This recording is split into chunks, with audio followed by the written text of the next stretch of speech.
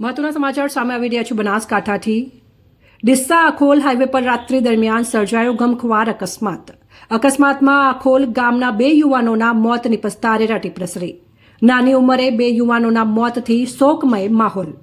અકસ્માતના પગલે 108ની ટીમ ઘટના સ્થળે પહોંચી ઇજાગ્રસ્તોને સારવાર અર્થે ખસેડાયા બાદ બંને યુવકના મોત નિપજ્યા।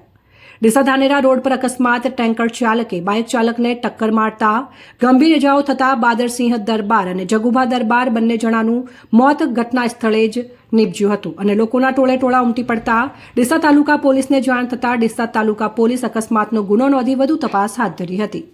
અર્જુનસિંહ દરબાર, ડીસા।